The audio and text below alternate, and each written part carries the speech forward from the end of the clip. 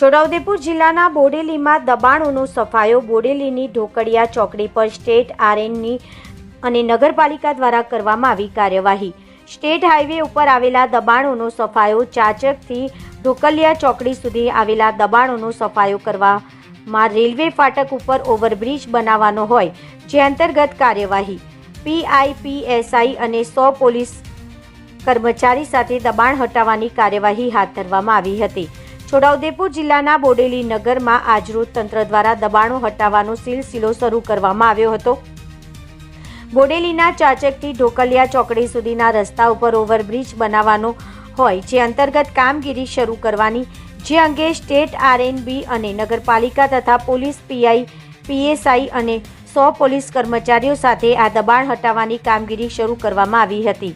બોડેલી ખાતે ઘણા સમય પહેલા સરકારે ઓવરબ્રિજ મંજૂર કર્યો હોય જે અંદાજે 52 કરોડ રૂપિયાના ખર્ચે બનાવવાનો હોય, જે માર્ગમાં રસ્તામાં આવતા અડચણરૂપ દબાણો દૂર કરવામાં આવે તો બાંધકામની આ કામગીરી સરળતાથી થઈ શકે, જેના માટે તંત્ર દ્વારા દબાણ હટાવવાની કામગીરી શરૂ કરવામાં આવી હતી, જ્યારે વીજ પોલ પણ દૂર કરી દેવામાં આવ્યો હતો.